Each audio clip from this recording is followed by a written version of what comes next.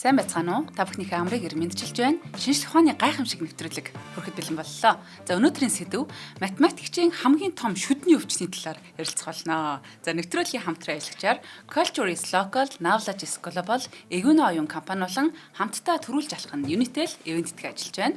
За нэвтрүүлэг NTV, Одмондор радио 107, 83.3 гэсэн хост толгойноор та бүхэндээ хүрч байна. Студид компьютерийн шинжлэх ухаанч хасчлуу хөтлөгч Урнаа хоёр ажиллаж байна. Намайг Урнаа Баяр гэх хүмүүс андур. За, өдрийн мэндэргээ. За, өдрийн мэнд. За, энэ юу математикч, юу хамгийн том шүдний өвчин. Өнөөдөр эмнэлгийн тухай ярих гэж шүдний эмчтийн тухай ярих гэж байна гэх. Өмнө цагдаа нарын тухай ярьсан. За, өнөөдөр бол математикийн тухай ярина. Математик дотроо одоо математик гэдэг юм ертөнц байна гэж төсөөлөе л дөө.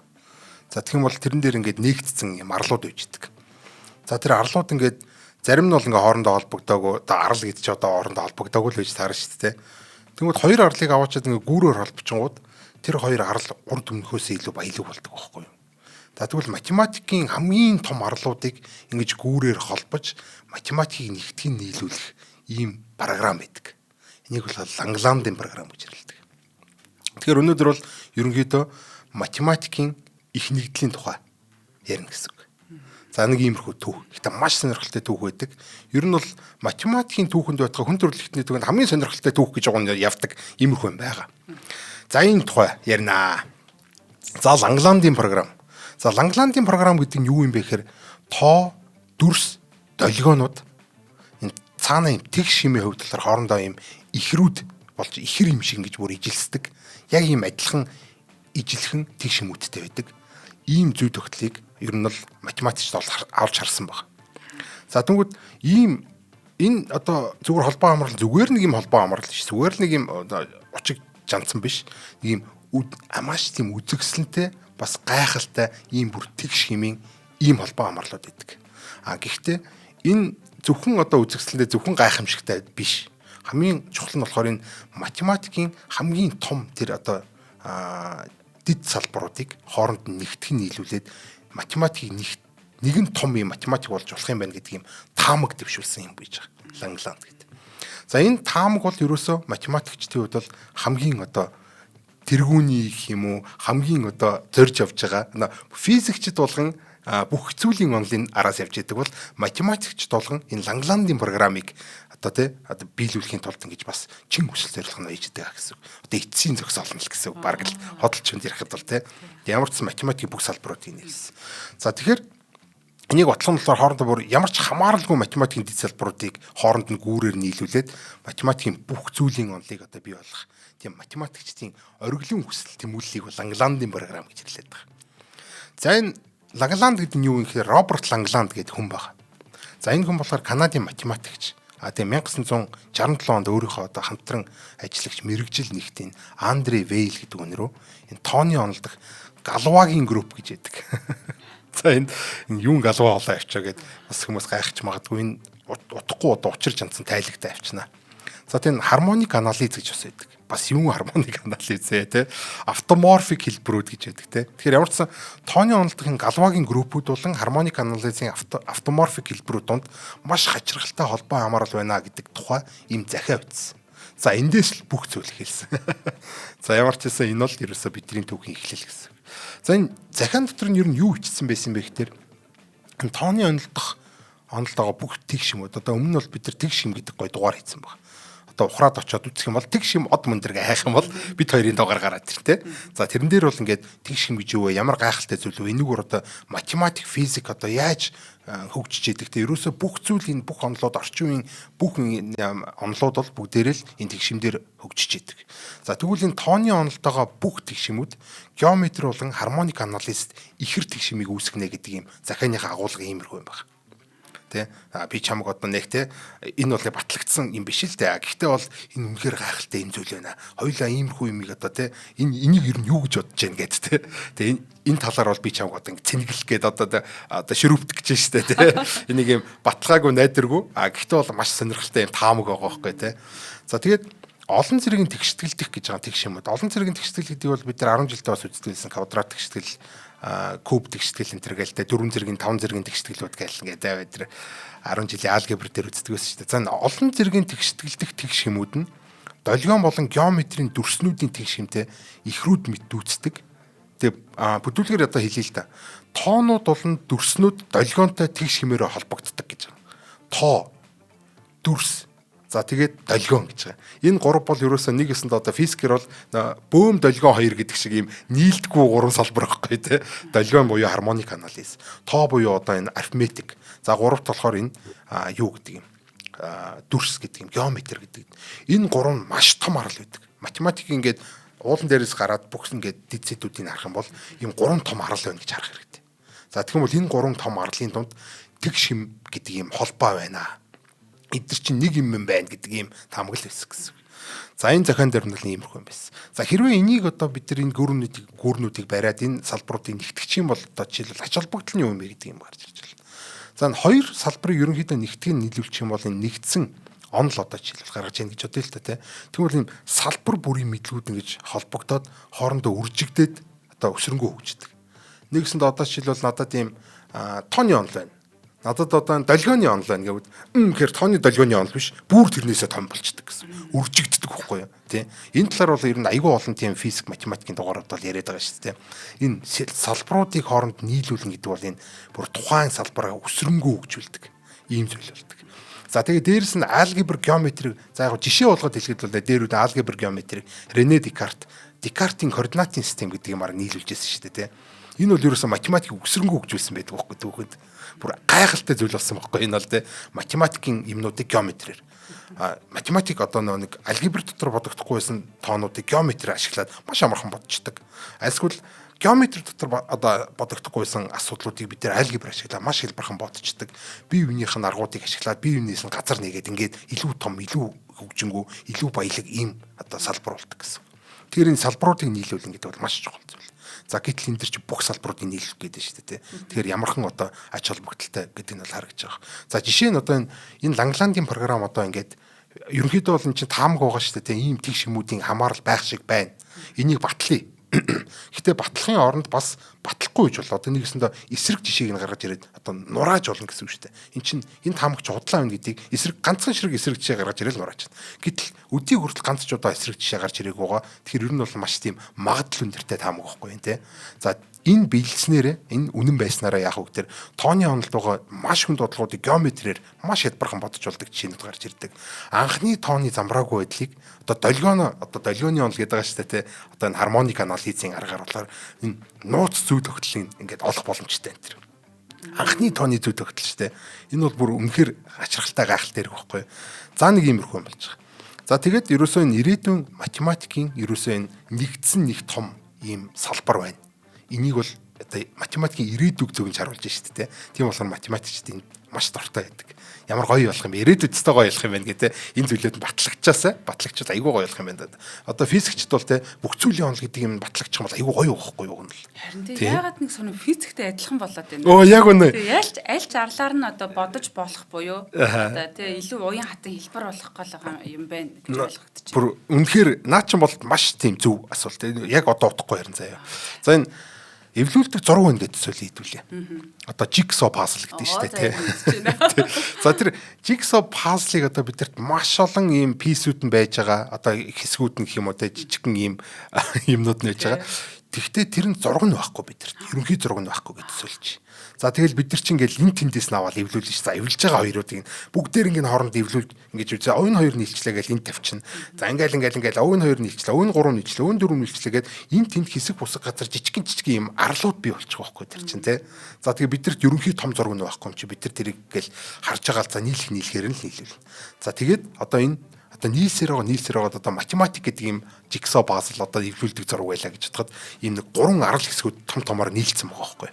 Одоо энэ гурвыг л хооронд ингээ холбочих юм бол эн чинь нэг том одоо зураг болчихно гэсэн үг. Тэгээ бид нар ийм ерөнхий том зургийг харах гэдэг л гэдэг. Тийм утгатай юм байгаа байхгүй. За тэгэхээр иймэрхүү зүйл, иймэрхүү одоо зөвлөлөөр ингээ тогтоочих болно гэсэн үг. Тэгэхээр ингээ тус тустай байгаа газруудыг л дунд нь гүүр барих гэдэг юм барилгын ажил байг юм хийх гэдэг. За нэг тиймэрхүү юм болох чаа.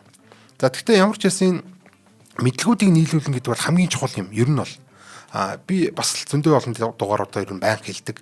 Энэ юу гэсэн үг юм бэхээр одоо миний тархин дотор бол хит хитэн мэдлгүүд байлаа гэж дээ л да. За салбар болгоны гачаач мэдлгүүд байлаа гэж дээ л да. Би тэднийг тогтоох, цээжлэх гэдэг бол айгүй их энерги зарцуулдаг, айгүй их одоо хүнд байдаг. Тэрийг сэргээхгүй бол мартагчдаг гэдэг ч юм уу те. Ийм зүйл болдог. Хэрвээ би хоёр салбарыг нийлүүлээд дотор толгой дотроо бодчих юм бол энэ салбарын чинь энэ салбарын энэ юм байна шүү. Тэгээд хоёр салбарын хоорондох нь ганцхан юм гүр, ганцхан сэжимл болчих юм бол тэр миний толгой дотор хизээж ярилцгаар үлддэг байхгүй юу?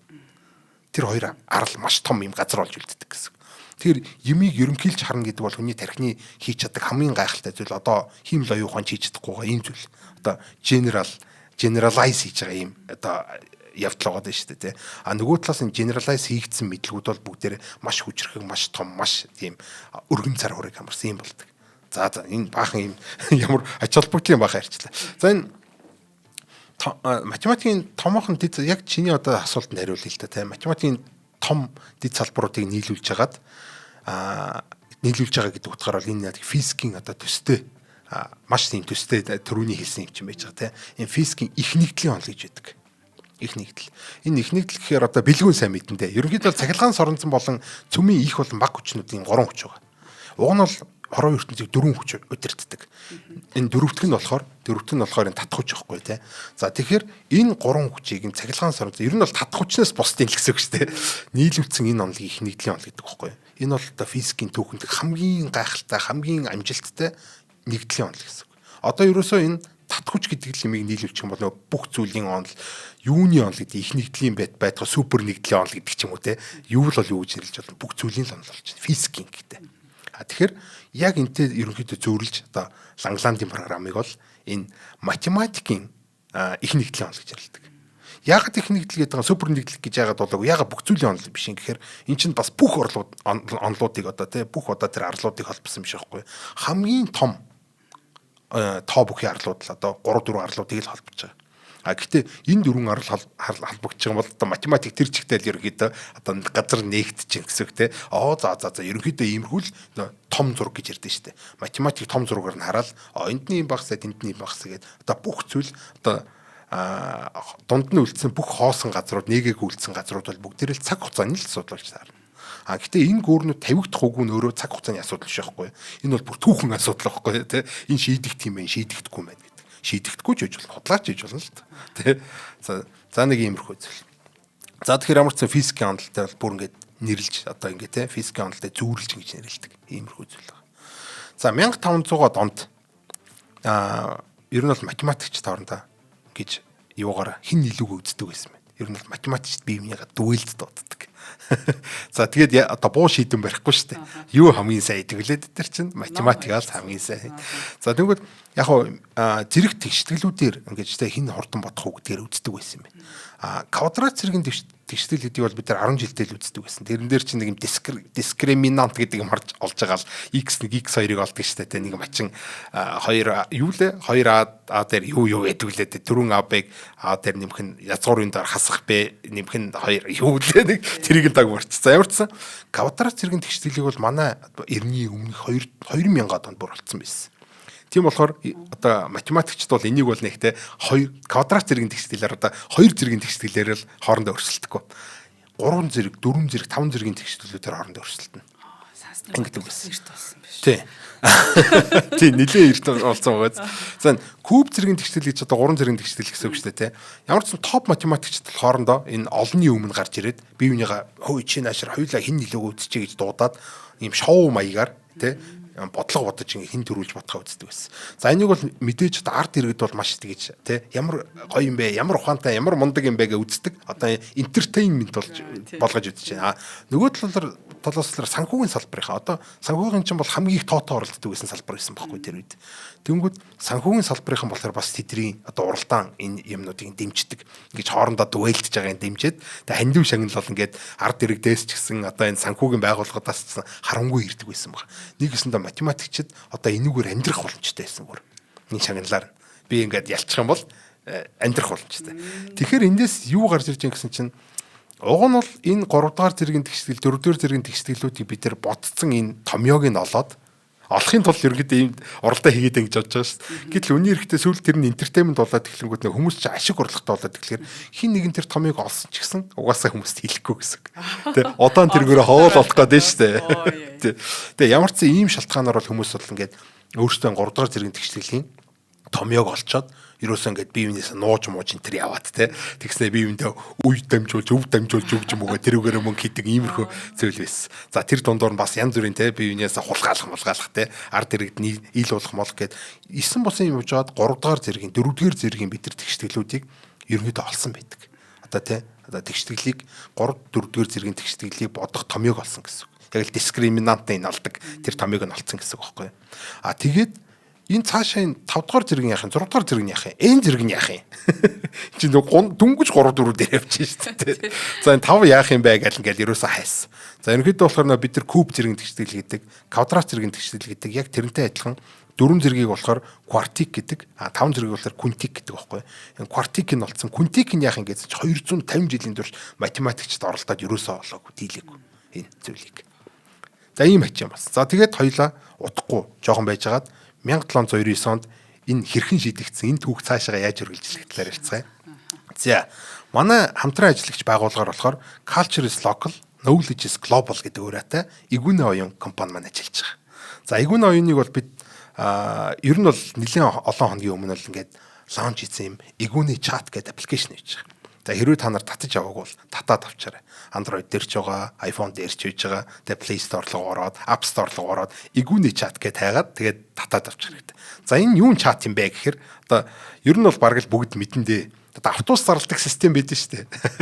Тэр чинь одоо чимээгэ гэдэг voice юм байна шүү дээ. Игүнэ бол ингээд default voice нь бол ингээд те нэг чимээгэ voice байгаа байхгүй. Тэгэхээр одоо нэг юм бидний таньдаг хүн яриад байгаа юм шиг те. Нэг орт удаан хугацаанд одоо бид нар чинь олон чимээгийнхаа юг сонслоо шүү дээ, хоолойг сонслоо. За даслуулсан хоолойгоор маань одоо сайхан өөдөөс чинь ярьж өгнө. Өөртөө чинь ярилцсан. Тэ өөрөө чинь сонсно, өөрөө чинь асуултанд хариулна. Хамгийн гол нь монголоор. Альч аппликейшн. Одоо энэ том аппликейшн Open AI-ийн ChatGPT. За дээрэс нь Google-ийн Gemini. Эдгээр бүгдээр хамгийн ухаантайнууд нь шүү дээ. Гэхдээ монголоор л ярьж чадахгүй байгаад байгаа юм. За тэгэхээр ерөөсөө нэгүний чат гэдэг бол Монголын хамгийн анхны. За нэгт. Хоёр талаар Монгол дотроо боож болсон. Буюу Монгол дотроо сургасан. Монгол дотроо ажилдаг ийм л аюу.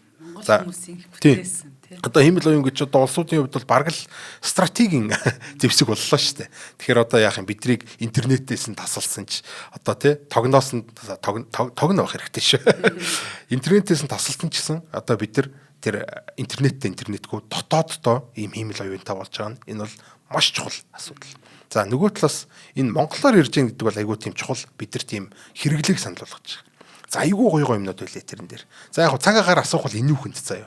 Одоо яг нөгөө тэр чин анх бол нөгөө OpenAI ChatGPT гэсэн юм асуухаар 2001 оныхоор сургагдсан гэдэг хэлдэг байсан шүү дээ, тэ.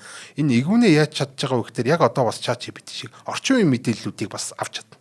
За жишээ нь цаг агаар. За хамгийн сонирхолтой юм байна шүү дээ, тэ. Энэ аль нь хийж чадахгүй байгаа. За энэ том нөхдүүдийн төгжрлийн мэдээлэл. За би одоо хайшин, тэ. Нэг тийш явъя гэж бодъё л та. За нэг багшийн дэд рүү явъя гэтэнгүүт төгжрлийн мэдээлэл гаргаад өгнө. За тэгснээр дээрэс нь яаж явах, ямар автобусанд суух, хаанаас суугаад, хаанд буугаад, хаанд дамжаад те транзит хийгээд ингээд явах вэ гэдэг бүх мэдээлэл гаргаад өгдөг. Монголын хөрсөнд буусан гэдэг. Оо яг үнэ тий. Хамгийн чухал юм байгаа үстэй те. За тэгээд дээрэс нь хайлт гэж байгаа. Ерөөсөө би энэ 2004 оныхоор сургагдсан. Би бол 2002 оныхоор сургагдсан. Наад чи мэдэхгүй мэн гээд ахгүй. Ер нь бол шаардлагатай шууд цаана Google-ийн хайлт хийгээл бүх юм. Чи надад нэг өчигдөр болсон нэг юм тэ Трампын мэдээллийг одоо ингээд юу болсон тухай яриад өгөөч гэвэл шууд бүр хайгаал оо Трамп бол өчигдөр ингэсэн юм байна штэ гэд яриад өгнө гэсэн. Гол нь бүр ярьж өгөөд. Ярина монголоор штэ. За энэ англи мэдээ вэ нүү гадаад мэдээ вэ нүү Итали хаанах вэ нэ хамаахгүй. Энэ бол хэлний буюу том хэлний загвар гэдэг юм. За тэгэхээр том хэлний загвар яаж чаддаг вэ гэхээр бүх хэлээр ярьж чаддаг, бүх хэлээр ойлгож чаддаг. Тэгэхээр би яг хав заавал монголоор ярих албагүй л дээ. Шууд англиар ярьсан ч англиар хариулна. Англиар асуусан ч англиар хариулна. Монголоор асуугаад англи мэдээ асуусан ч гэсэн одоо тэ англи мэдээг нь уншиж орж ирчээд монголоор хариулчихна. Тийм болохоор одоо ерөөсөө мэдээлэлээс бид нар оцрохгүй нэ тэ. Зөвхөн хинээсээ л асууж байгаа юм шүү дээ. Игүүнээ чатаасаа игүүнээ чи надад одоо тэ энэ 7 хоногийн мэдээллийг ингээд хүргээд өгөөч гэх юм бол энэ өнгөрсөн 7 хоногт ийм юм болсон байж таа гэд хүргээд өгч ийлээ. За тэгээд тоо бодуулж байгаа. Код бичүүлж байгаа. Юм хийж байгаа. За тэгээд хамгийн бас сонирхолтой хэсэг нь гоё юм. Шүлэг мүлэг мэдчилгээ энэ төр бас гаргаж өгч байгаа тий.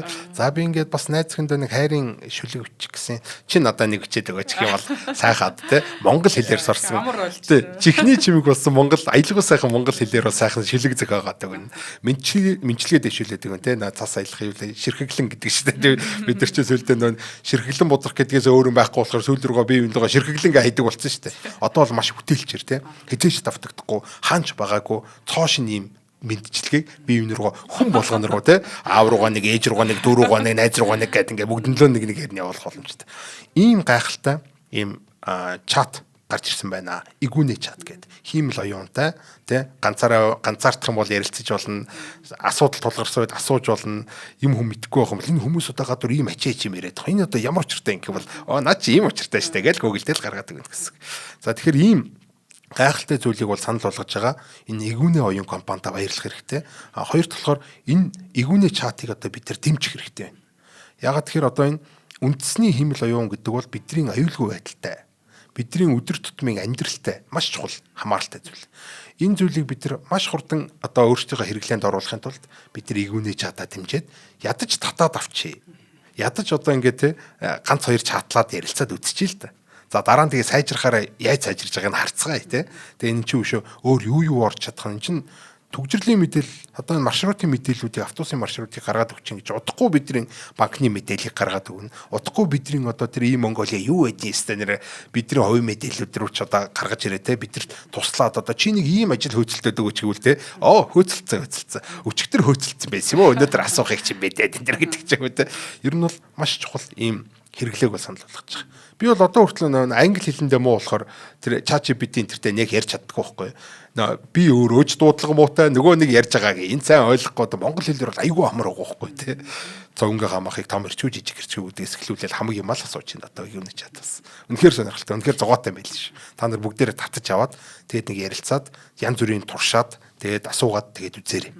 Үндэсний хаяг нь боожж байгаа монгол хэл соёлыг агуулж байгаа цаашлаа дэлхийд гарах энэ юм одоо бид нар л дэмжихгүй бол өөр одоо хэн дэмжих вүлээ те бүгдээр ямар ч гэсэн татаад авъя. Тэгээд надад бас нөгөө ээж мэж эмээ өгөөдөө бас татаж өгнөөс их санагдав. Яг үн тийм яг наадах чинь те. Тэгээд одоо үгүй надаас асуух хэрэггүй шүү дээ. Игүүнээс асуултаа гээл тэгэл болоо байхгүй те. Одоо бүх асуудлуудыг чинь шийдээд өгнө гэсэн үг шүү дээ те. За баярлалаа. Үнэхээр гайхалтай. Амжилт хүсье. За 1500-га донд юу вэ ч та энийг ярьсан шүү дээ. За тэгсэн чинь 250 гаруй жилийн ер нь турш болохоор тэр 5 зэргийн тэгшдэглийг ер нь яаж томьёогоор бодох юм бэ гэд хинч болж чадахгүй байжгаад нэг юм 1799 онд бараг л 1800 он гэсэн үг шүү дээ. Пауло Руфини гэдэг хүн. Пауло Руфини яасан бэ гэхээр 5 болон түүнээс дээш зэргийн тэгшдгэлд ерөнхий томьёо байхгүй гэдэг ийм таамаг гаргаж ирээд за тэгэнгүүтээ тэрийг нь одоо батлах гэж оролцсон байдаг. Гэхдээ яг өөрөө хөрхи бүтэн баталгааг нь хийж чадаагүй гэсэн юм санаа гаргаж штэ те. Гү ер нь байхгүй юм шүү гэд байхгүй гэдгийг баталчихъя гэд хайж байгаа оронд. Тэгсэн чинь 1824 онд бараг л 24 жилийн дараа гэсэн үг ш 25 жилийн дараа Нильс Хенрик Абель гэдээ бас мундаг математикийн төгөөнд мундаг хүн байж байгаа. Энэ таамаглыг ерөөсөө яг баталсан. Нэрнгээсээ байхгүй юм байна гэдэг. Байхгүйсэн үү? Тий. 5 болон түүнээс дээш зэргийн одоо тэгштгэл бол өөрийн гэсэн ерөнхий томьёо байхгүй. 2 3 4 дугаар зэрэглэлийн тэгштгэл шиг юм боддог ерөнхий тэгштгэл томьёо байдгүй байна гэд ерөнхийдөө энэ хүн төрөлхтний 280 жилийн турш хайсан 5 болон түүнээс дээш зэргийн тэгштгэлийн томьёо бол одоо энэ томьёоны ирэл хайгуул мухардсан байдаг. За ямар ч сан энийг бол Абель Руфинигийн теорем гэж нэрлэдэг. Гэтэ яагаад гэдэгт энэ хариулаг байсан. Яагаад ингэж байгаа? Яагаад болохгүй байгаа гэдэгт одоо энэ хариулаагаа ямар ч болдгүй юм байна гэдгийг мэдсэн. Тэрийг нь бүр баталсан. Гэтэ яагаад гэдгийг нь болохоор энэ ч мэдэхгүй. Нэрээ яагаад юм бол те. За тэгсэн чи энэ асуулт нь болохоор 1832 онд бол тэр энэ Эваристе Галуа гэдэг хүн байждаг. За энэ бас мундаг хар багасаа математик оролдог байсан. Айгүй алдартай математикийн хүн байж байгаа. Эваристе Галуа яасан бэ гэхээр энэ яагаад гэдэгт хариулт өгөхдөө энэ зөвхөн зэргийн тоо биш. Одоо зэргийн тоон чухал биш юм байна. Энэ ерөөс цаана байгаа тэгш хэмийн тухай ойлголт юм байна гэдэг юм. Тэгш хэмтэй холбож ойлгосон. За тэгэхээр тийм анх удаа ерөнхийдөө бол энэ олон зэргийн тэгшдэглийг Одоо ерөнхийдөө ингэдэм байл та. Олон зэргийн тэгшгэлүүд байгаа. За x за жоохон сэргээгээ санчи. Квадрат тэгшгэл гэдэг бол ax квадратээр нэмэх нь bx дээр нэмэх нь c тэнцвэртэй гэдэг юм том яа гэж байгаа. Тэгээ a b c-гээс шалтгаалаад x-ийн утгыг олох хэрэгтэй байхгүй. За тэгсэн чинь 3 дугаар зэрэг гэдэг яадаг вэ гэхээр зүгээр л кубтэй x нэмчихнэ гэсэн. ax куб дээр нэмэх нь bx квадрат дээр нэмэх нь cx дээр нэмэх нь d тэнцвэртэй гэдэг юм. За дөрвөн зэргийнхээ бол ойлгомжтой те. X дөрвөн зэрэг дээр нэмэх нь bx куб нэмэх нь cx нэг иймэрхүү л тэгээд n зэрэг хүртэл явна гэсэн үг шүү дээ чинь. Тэгээ 5 зэрэг бол 5, 6 зэрэг бол 6-аас доош ингээл 6 зэрэг, 5 зэрэг, 4 зэрэг, 3 зэрэг, 2 зэрэг гэл ингээл ийм олон гишүүнттэй олон гишүүнт тэгштгэл гэж ярилдаг. За тэгвэл энэ олон зэргийн тэгштгэлийн зэргүүдийг нь хооронд нь ингээд зэргүүдийг нь хооронд солилцохоор одоо жишээлбэл x куб гэснийг нь x квадраттай ингээд зүгээр зэргийн солилцъя. Ингээ энэ мэтлэн ингээд хооронд нь зэргүүдийн солилцохоор энэ цаатлын тэгшим нь ингээ эвдэрдэггүй хിവэрэ байж идэг ийм одоо тэгштэглүүдийг бол Галавагийн групп гэж нэрлэдэг. За гээд бодчихъя заяа. За бодчихъя чи энэ тийм л тавиад. За тэгээд энэ Галавагийн групп яадаг вэ гэхээр одоо ерөнхийдөө энэ зүйл төгтөлтэй Галавагийн группт байдаг энэ тэгштэглүүд нь болохоор маш хялбархан олддог. Энэ зүй тогтол нь ер нь бол маш хялбархан олж байгаа юм бол энд бол ерөнхий тэгштгэл байна. Зүй тогтол нь маш замбраагүй, маш учир утгагүй байх юм бол энд ерөнхий тэгштгэл байхгүй. Энэ ерөөсөө цаатлын тэгшимийн л асуудал байсан байна гэдгийг Галава гаргаж ирж тавьсан гэсэн. За ингэснээр болохоор энэ математикийн ерөн салбарт олон гишүүнт буюу тооны онол, number theory гэж нэрлэдэг байгаа. Энэ тэгшимийн одоо бүлгийн онол гэж байдаг. Бүлэг гэдэг чинь ерөөсөө л энэ дандаа л тэгшимүүдийг за энэ бөөрөнхий тэгшимтэй, гурвалжин тэгшимтэй, дөрвөлжин тэгшимтэй, эргүүлтийн тэгшимтэй, толин тэгшимтэй тэгээд тэгшимийн дугаар дээр ярьсан бүх тэгшимүүдийг хооронд нь тус тусд нэрлээ тийм группүүд үүсгэсэн байдаг. За тэгэхээр энэ математикийн бүлгийн онол гэдэг нэг юм салбар байна. Энд болохоор тооны онол гэдэг юм салбар байна. Энэ хоёр гэж нийлүүлсэн анхны орлого болсон. За энэ Галава гэдэг хүн бол энэгээр маш алдартай юм байж байгаа. За энэний дараа бидний ярих зүйл бол за ингээд түүхэн явж байгаа. Гэхдээ энэ сонин заяа. Маш олон талаас ингэ цугларж байгаа түүх байгаа заяа. За ямар ч сан саяных бол Галавагийн түүх байсан. За өөр нэг цоошин Баатар. За дахиад 1600 онлогоо буцъя. Фермагийн сүүлчийн теорем гэж яддаг байсан. За хүмүүс бол бас ихэнх нь мэдчихэж магадгүй. Хуульч мэрэгчлээ ч гэсэн энэ математикийн хоббитай юм хүн байна.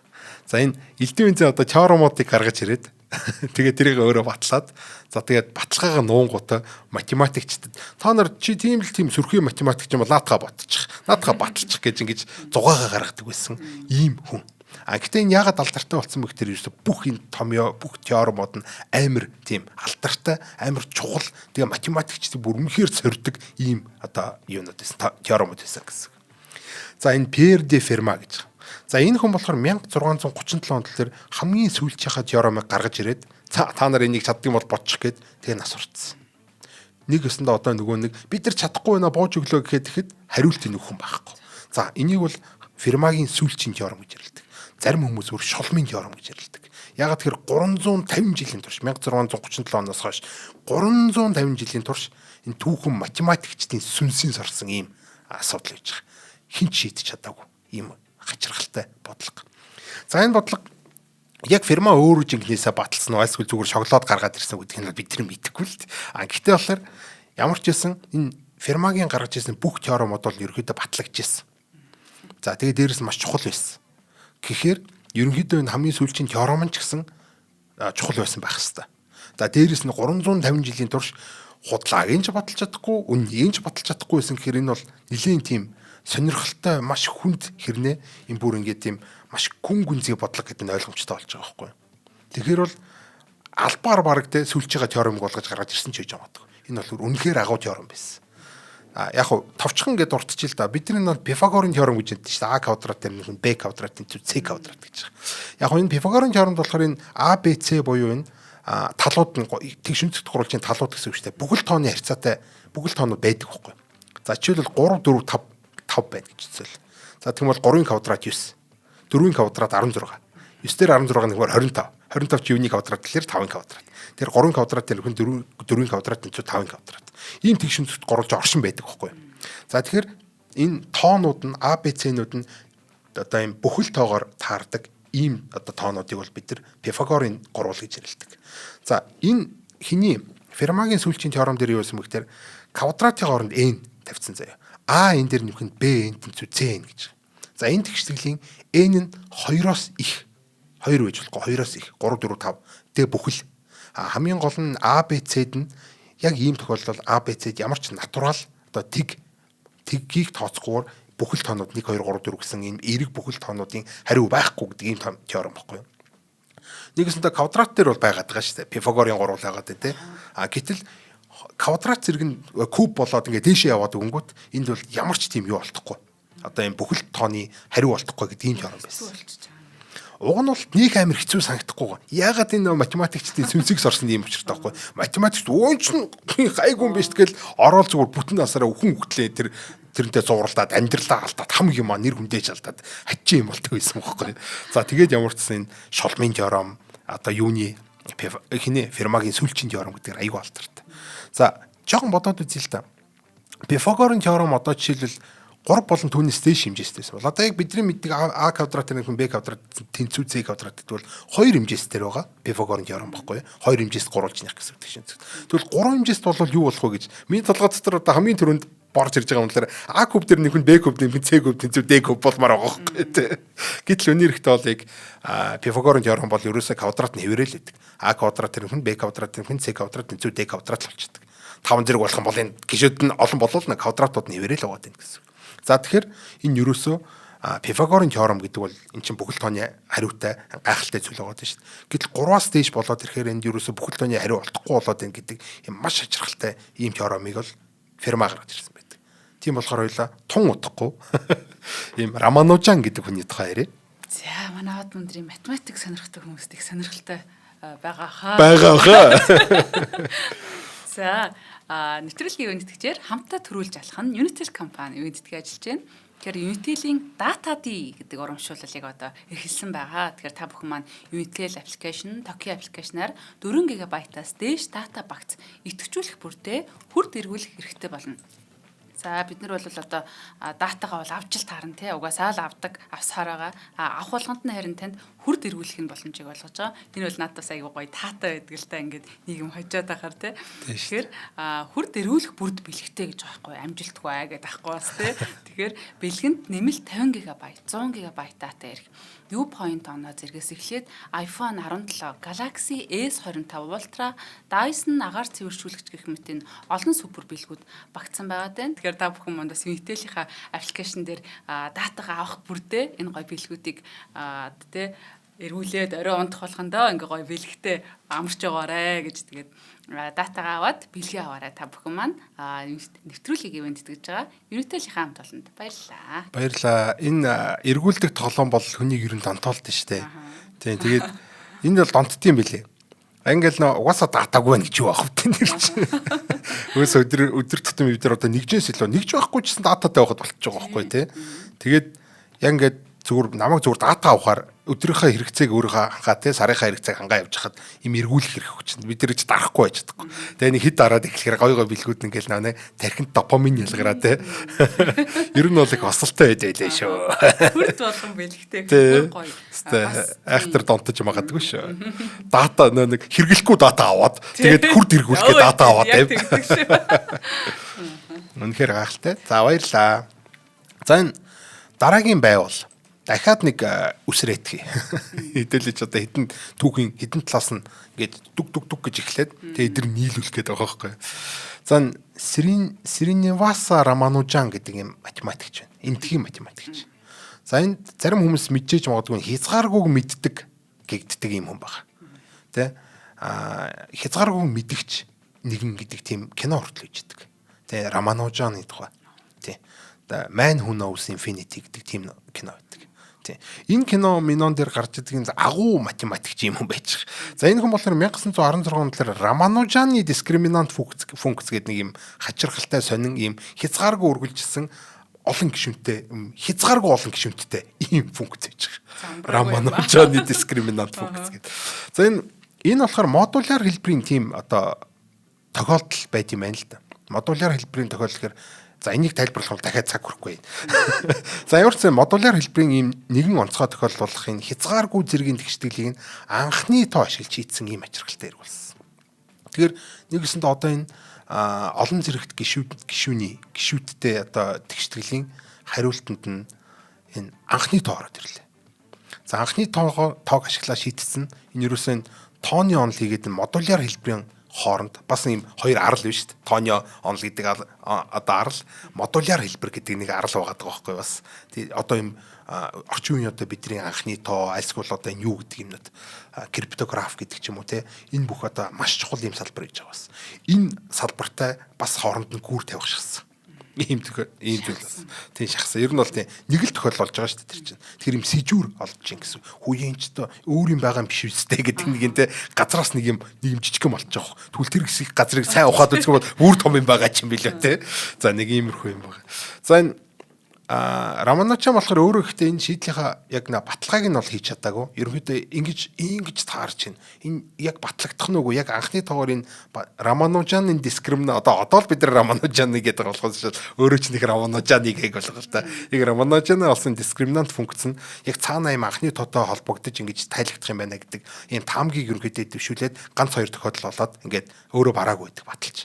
Тэгсэн чинь 1974 онд дээр Пьер Делигн гэдэг хүн Дилайн гэх юм уу те энэ Раманужаны таамаглалыг батлаад Филдсийн шагнал авсан байдаг.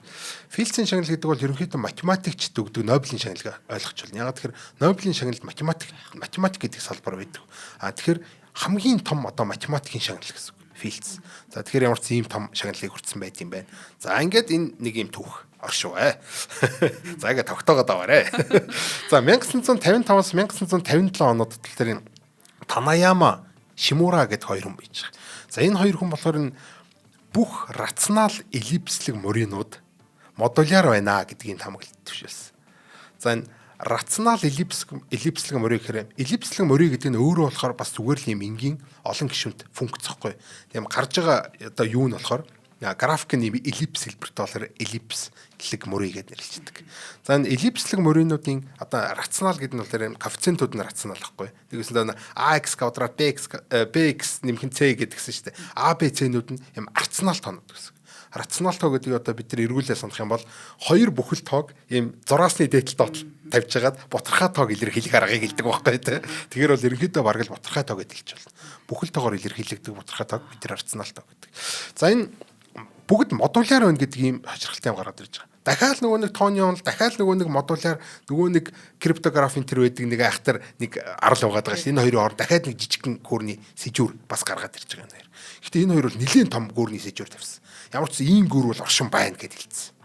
Гэхдээ тэнд нэг ман татсан. Яг тэр гүр нь байна уугүй юу гэд ингээ харагдахгүй байгаа заа гэд төсөөлж ил та тий. Тэгээ энд бол ийм гүр байна. Байх гэдэг юм таамаглал төвшүүлээд ингээд орхичиж байгаа. За энэ эллипслэг мөрий буюу ерөнхийдөө тооны онолын анализийн салбаруудыг модуляр хэлбэрүүдийг хооронд нэгтгэж байгаа болохоор энэ Лангландын програмын анхдагч санаа болж ирсэн. Одоо нэгсэнд Лангландд ийм санаа төрөх анхдагч хэлбэр нь болсон байж тээ. За ингээд цаашаа ингээд. За эллипслэг мөрийн одоо модуляр байдал гэж одоо юу юм бэ гэдэг талаар бас жоохон яриа. Фрейгийн эллипслэг мөрий гэж байдаг. Фрей гэдэг хүн. За тэр нь болохоор Фермагийн сүүлчийн теоремыг зөрчдөг ганцхан эсрэг тохиолдол болчих юм бол түүний шийдийг эллипслэг мөрийн тэгшгэлд оруулал модуляр биш функц гарна гэд 1985 онд одоо энэ Германы математикч Герхард Фрей гэдэг хүн баталсан. Гэхдээ бол яг юм байхын батлаагүй юм байх юм бол ингэн гэдгийг баталсан. Эндээс юу гарч ирж байгаа гэхтэн аюул сонирхолтой юм гарч ирж байгаа. Дөрвийн Фермагийн сүүлчийн теоремч ороод ирж байна. За одоо энд нөгөө нэг баахан түүхүүд чинь ингээд уулзаад эхэлж байгаа. Фермагийн сүүлчийн теорем эндээс ороод ирлээ. За нөгөө нэг эллипслэг мөрийнөч ороод ирлээ. За тэгээд энэ хоёр одоо нийлэхээр нэгэсэндээ болохоор Фермагийн сүүлчийн теорем бол ийм зүйл оршин байхгүй гэж байгаа шүү дээ, тий. Хэрвээ оршин байдаг болж таарах юм бол нэгт Фермагийн теорем бодлоо олно. Хоёрт нөгөө нэг эллипслэг мөрийнөч чинь цаанаа ийм модуляр хэлбэртэй гэдсэн бас худлаа болчихно. Энэ бол ямар ч гэсэн нэг л тохиол бид нар олчих юм бол Фермагийн теоремыг шийдчих юм байна. Нөгөө нэг хиний Танияма Шимура нарын одоо теоремыг ч ингээд нэгэн зэрэг шийдэж болох юм байна гэдэг ийм нээлтийг гэсэн. За энэ бол гайхалтай хэрэг болж байгаа. За тэгээд Фермагийн сүүлчийн теорем Лангландын програмтай холбогдох холбоосыг бол ерөнхийдөө энэ хүн нээсэн гэж үзэж байгаа. За энэ энэ Фермагийн сүүлчийн теорем чинь та нарын хайгаад байгаа ланглант ч айгүй чухал холбоотой байсан биз дээ гэдгийг нийт чинь гэсэн үг шүү дээ. Тэр ямар ч хэрэггүй юм шиг, хин ч хэрэггүй юм шиг хачин теорем байгаа даа байхгүй. Тэр энэ дээр нэмэх нь Б, тэнцүү С гэдгийг А, Б, С бүхэл тоо хоёроос дээш зэрэгтэй авах юм бол олдохгүй гэдгийг. Тэгээ яг наа чи юунд хэрэгтэй ингэхээр фермач өөрөө хариулаагүй, тэрэнд хин ч хариулаагүй байсан байхгүй юу? Тэгсэн чинь математикийн хамгийн том, хамгийн чухал асуудал болоод энэ гараад ирж байгаа. Нөө фермагийн теорем чинь. Хүү яв гайхалтай. 1986 онд энэ Жен Персер гэдэг хүн болохоор Фрейийн таамаглалыг илүү формал болгож ирсэн байдаг. Одоо нэгс математик хэлээр мэдсэн гэсэн. За энэ бол иймэрхүү юм яриад ах шиг байна Фрей гэдэг нөхөр гээд гаргаж ирсэн. За тэгээд Кен Рибет гэдэг хүн 1986 онд энэ таамгийг баталсан. Гэхдээ баталсан гэдэг чинь болохоор энэ эдгэрч хоорондоо ингээд холбоотой хамгийн гол нь энийг ганцхан л фермагийн эсрэг юмыг олчих юм бол бид нар фермагийн теоремыг няцаах гэдэг нөгөө нэг Танияма Шимура нарын теоремыг ч няцаах гэдэг. Хэрвээ фермагийн теоремыг нэг бол баталчих юм бол үгүй бол энэ Танияма Шимурагийн теоремыг ямар нэгэн байдлаар баталчих юм бол эн чинь бие биенийгээ батлах гэдэг байгаа байхгүй. Энийг л баталчих юм бол энэ батлах гэдэг байгаа. Энийг л үгүйсгэх юм бол энийг үгүйсгэх гэдэг байгаа. Нэг гэсэндээ одоо фермагийн теоремыг батлах нэг арга болчих чинь гэсэн.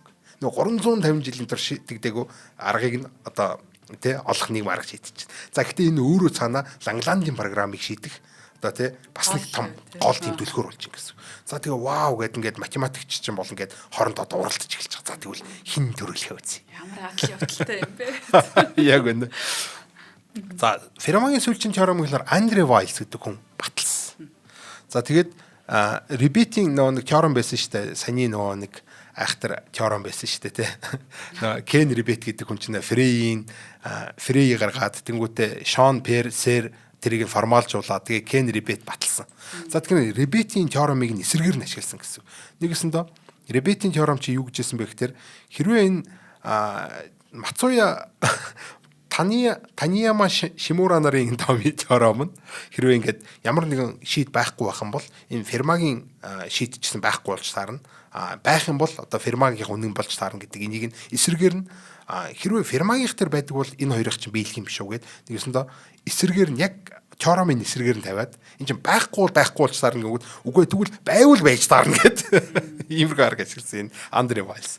За тэгээд энэ болохоор энэ юу гэж үзэж байгаа юм бол энэ Лангландын программын тусгай шийд байдлаар тийм батлах мэрэгэн санаа олсон гэдэг чинь. За энэ бүх эллипслэг моринууд модулчлагддаг байна гэдгийг баталсан байна. Манай энэ Андре Вайлс. За энэ юг баталж гэнэ вэ гэхээр энэ нөгөө нэг Танияма Шимура нарын чинь теоремыг баталж байгаа гэсэн. За тэгснээр энэ автоматар нөгөө нэг фермагийн сүүлчийн теорем чинь үнэн гэдгийг батлагдж байгаа. Бонусанд нь тий. Тэгэхээр ерөөсөө тэр хаа байсан тэр эллипслэг мөрий модуляр юм хүм гэдэг имийг бүр шал хамааралгүй нэг байсан фермагийн теорем гэдэг юм хоёр хоорондоо нэм тэгшмээр холбоотой болж таарад. Тэгээ энийг нь баталсан чинь энд автоматар батлагдсан. Энэ аргыг ашиглаад энэ Андре Вайлс 350 жил шийдэгдээгүй математикийн фермагийн буюу шулмын теоремыг баталчихсан. Фермач бүгдийг мэдчихсэн юм биш үү? Бараг л тий амьд байсан бол одоо тий асуугаад ферма яг тий юу бодчихсан бэ гэдэг би бол бүгдийг мэдчихсэн гэж магадгүй. Үгүй бол тийм болцсон юм уу гэдээ бас гайхаж ч магадгүй. Тэрийг бол одоо хинч мэдэхгүй одоо бол тий. За нэг иймэрхүү юм болсон байдаг. За тэгэхээр Андре Вайлс бол ерөөсөө энэ фермагийн сүүлчийн теоремыг батлаад нөгөө нэг Танияма Шимура нар энэ ч теоремыг нь батлаад тэгээд ингэснээр болохоор энэ Лангландын программын одоо цорын ганц амжилттай шийд болж ирсэн. Тэгсэн Лангландын програм гэдэг чинь нэг юм амар том таамаг дэвшүүлсэн. Тэрнийх нь нэг юм тусгай тохиолдлыг нь ерөнхийдөө баталж чинь гэсэн. Тэгэхээр Лангландын гүүрний нэг жижигхэн одоо юунд тавигдж байна гэх юм те нэг юм каркас нь ч юм уу нэг юм багнан тавигдж байна гэсэн үг байхгүй. Бараг л олдох гал шүү дээ. Бараг л олчих гээд байна гэсэн үг те. За ингээ явчих. За ямар ч байсан одоогор бол цорын ганц шийд бол энэ л ерөөсөө бидэрт байгаа. За Лангландын програм нь болохоор хий хоосон абстракт мөрөөдөл байсан. Тэ энэ одоо батлагдсанаар болохоор эн чинь хүүеийн бодит юм байна шүү дээ. Эн чинь хүрэх боломжтой юм жинхэнэ байсан юм биш үгээд математикчдын дунд бол урам зориг болоод энэ уг програм ерөнхийдөө дахиж сэргсэн гэсэн. Нэгээс найдлага тасарсан байсан байхгүй юу? 350 жилийн турш фермагийнхаа теоремыг баталж чадахгүй байгаа хүмүүс. А гэхдээ яг фермад нэг учир байна. Фермагийн сүүлчийн теорем нэг учир байна гэсэн баахан хүмүүс гарч ирээд байгаа. Гэхдээ математикч ер нь жоо учраа олоогүй байсан юм уу те ер нь. Өөрөөсөө учраа олоогүй. Одоо ч учраа олоогүй шүү дээ. Ер нь бол тий. Учраа олох гээд явж байгаа. Дангландын програм чи бас ингээд бүтэн нөгөөр нь тавигдааг байгаа. Хамгийн анх одоо хөө нэр эн чинь болох юм биш те. 350 жилийн турш баг хичнээн жилийн турш ерөөсөө хинч олоогүй байсан юмыг олтчингууд ингээд математикчдээ урам зориг сэргээд энэ гөрийг ч барьж болох юм гэдэг итгэл одоо үнэмшил бий болж штэ энэ тэр гайхалтай хэрэг. За тийм геометрийн эллипслэг мөрийг болохоор анализын модулаар хэлбэртэй холбдог гэдэг утгаараа за эллипслэг мөрийг нэг хальт ярьчих. Одоо y квадрат тэнцүү x куб дээр нэмэх нь ax дээр нэмэх нь b гэдэг ийм тэгштгэл байна. Энэ ерөнхийдөө л бидний мэддэг куб квадрат зэрэг тэгшгэлийг ийм тэгштгэлийн ерөнхий тохиол маягийн юм баггүй юу? Тэгэхээр бараг л бидний одоо түрүүнээс хойш яриад байгаа нь олон гишүүнтэй зэргийн олон зэрэгтэй тэгшгэлтэй бол нэг л зүйл гэсэн. Зүгээр тэр гэр бүл доторх нэг гишүүн гэсэн үг байхгүй тий. За тэрний модуляр хэлбэрийг долгион шиг давтагдж байдаг юм функцтэй холбоотой гэж үзсэн. Модуляр хэлбэр гэдэг нь яг тийм байхгүй. За одоо жишээл цаг байна гэж үтэй. Цаг бол 12 шүү дээ тий. За тэгэх юм бол бид нар 24 цаг гэх юм бол тэр чинь 2 удаа бүтэн эргээд 12 дээр буцаад ирээд ирдэ шүү дээ. За бас юутай зөвлөж болно нэг грацтай. Грац гэдэг архиных биш шүү. Энэ нэг юм 360 грац гэдэг чи одоо бид нар төрөл 370 грацаа үйл яах юм гэдэг чи зүгээр тэр 10 грац л гэсэн үг шүү дээ чи тий. Бүтэн тойрж ирээд тэгээ дахиад 10 грац л илүү явчихин тий. Нэгсэн доо нэг тоонт хуваагаад үлдэгдлийг нь олдог ийм аргыг модуляр гэж нэрлэдэг байхгүй. Ер нь бол ямар нэгэн тоонт хуваагаад үлдэгдлийг нь авдаг аргыг модуль авах гэж нэрлэдэг. Ер нь бол модуль гэдэг функц байхгүй. Одоо функц ч одоо үйлдэл гэх юм уу тий. За тэгсэн чинь энэ юусоо энэ эллипслэг мөрийг чинь энэ модуляр хэлбэртэй буюу энэ долгион ч гэсэн бас ингээл нэг юм дээр л давтаа яваад идэв шүү дээ тий. Нэг дэш болоод буцаж доошоо орлоо. Нэг дэш болоод буцаж доошоо орлоо. Энэ давтагддаг бас модуляр ийм зүйл байхгүй. Эдгэр чинь цаанаа ингээд нэг зүйлээр холбогдчихлоо буюу одоо бүдүүлгээр хэлэх юм бол өнөөдрийн бидний одоо Facebook, Twitter, Google тий энэ бүх зүйл дээр бидний хадгалагдж байгаа нууц, мэйл, чат бүх юмнууд бүгдээрээ криптографикаар хамгаалагдаж байгаа. За тэгвэл энэ эллипслэг мөрий гэдэг юмыг ашиглаад тий энэ нөгөө нэг анхны тооны зөв тогтлыг чинь олчих юм бол модуляр гэдэг юмар ашиглангуудаа нөгөө нэг бидний нууц төлхөөрийг гаргаж ирэх гээд байгаа байхгүй. Нэгэсэндээ бидний нууцыг тайлах гээд байна гэсэн үг. Энэ одоо олдчих юм бол бас их жоо аюултай байгаа үз. Анхны тооны зөв тогтол. Тэгэл тайлах юм байна да гэж бодоо үйдсэн чинь сая бол шинэ юм гараад ирлээ. Тий. Тий за нэг иймэрхүү юм болсон байгаа. За тэгээд ерөөсөө энээс нь цаашаа ингээд одоо явах юм бол бүх эллипслэг мөрийнүүд модуляр хэлбэрээс үүснэ энэ төр гэдэг математик таамаглал энэ төр гараад ирж байгаа. За Танияма Шимурагийн таамаглал гэдэг чинь одоо орчин үед одоо мотулчлагдах теорем гэдэг нэртэй болсон. Нэгсэндээ эдгээр чинь бүгдээрээ одоо бидний зөвхөн жишээ болгож аваад байгаа юм тодорхой хэдхэн функц биш бүх функцүүд юм байна гэдэг юм одоо зориг юм юг одоо таамаглалыг дэвшүүлж байгаа байхгүй тий. Гэхдээ тэдрээс зөвхөн анхны тоонуудтай холбоотой нэг нь л ерөнхийдөө баталсан байгаа гэж одоо ерөнхийдөө ойлгож болно гэсэн. За тэгэхээр бүтнээр нь ингэж юу яах одоо нээх бүтнээр нь ингэж холбох ажлууд бол математикчд байсаар л байгаа. Энэ бүтэн гүүр бол баригдаагүй хിവэрэ хийж байгаа. Гэхдээ энэ гүүр баригдчих юм бол ирээдүйд математик маш сонирхолтой болно. Гэхдээ бидний амьдралд маш их нөлөөтэй гэсэн үг юм. Анхны тоотой холбогч जैन, криптографтай холбогч जैन. Дээрс нь одоо бидний квадрат олон гишүүнт гэдэг чинь болохоор өөрөө бол бидний хүн төрөлхтний хувьд бол маш тийм ботход хүндрэлтэй хэцүү юм зүйл байхгүй юу? Тэгвэл энийг нь бид нар маш хэлбархнаар одоо нөгөө нэг гармоник хэлбэлцлүүд дээр тавиад альсгүй нөгөө нэг модуляр криптографийн хэлбэр дээр тавиад ч гэдэг юм альсгүй нөгөө геометри руу оруулж агаад гих мэтлэн байдлаар хүснээрээ хэлбарчилж маш хэлбархнаар амархнаар бодох болчтой болчихно. Тэгэхээр бол бидэрт маш чухал ийм зүйлийг бол математикчид маань ирж хайж явж байгаа. Одоо энэ л олчих юм бол болох гээд байна гэдэг үднээсээ тэр Лангланд гэдэг хүний шүдний өвчин байхгүй энэ бол тий.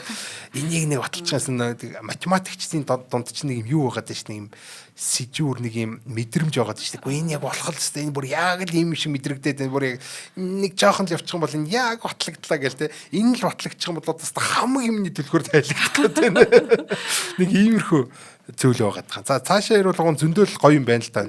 Геометричсэн өөр ингэсэн Лангландын програм энэ төр гэж байдаг те. Тэр нь бол одоо бүр ингээд квантын физиктэй квантын орны онол гэдэг юу лээ? Онлын оргил орны онол гэдэг дугаар хийсэн шүү дээ те.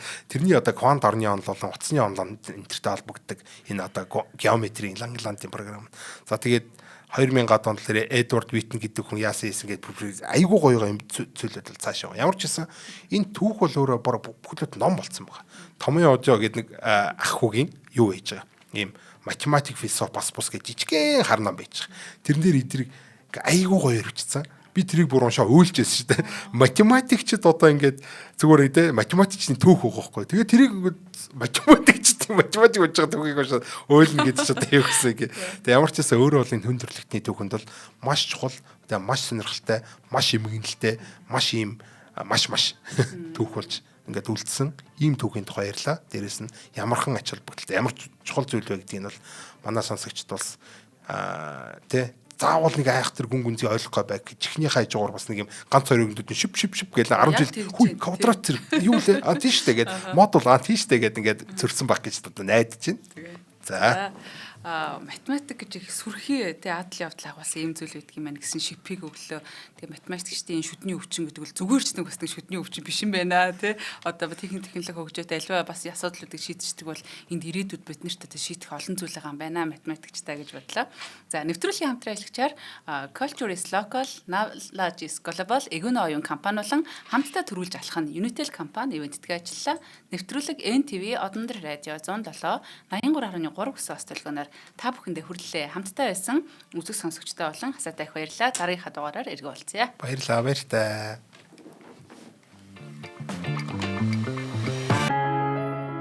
Нэвтрүүлгийг хүлээн авсан Нарны аймгийн монголчуудтай баярлалаа. Одмондөр сувг нь энэ мэдчлэн таны мэдхүү мянган нэвтрүүлгийг 2026 оны 7 сарын 1 хүртэл та бүхэндээ хүргэх юм. Их хэлээрээ шинжлэх ухаан танин мэдхүүг түгээхийн үлсэд нэгтгэх хүсвэл та бидэнд хандив өгөх боломжтой. Жилдээ ганцхан удаа 100,000 төгрөгөөр биднийг дэмжснээр шинжлэх ухаан танин мэдхүйг түгээх энэ үйл хэрэг амжилттай үргэлжлэх юм. Одмондөр нэр дээрх Худалдаа агшлын банкны данс байгаа 4191 тэг 4518. Та 100,000 төгрөгөөр шилжүүлэхдээ гүйлийн утга дээр нь өөрийн нэр болон утасны дугаараа заавал бичээрэй. 100,000 төгрөг хандалснаар Одмондөр сувгийн алтан гишүүн болох юм а. Шинжлэх ухаан танин мэдхгүй Монголд ялах болтугай.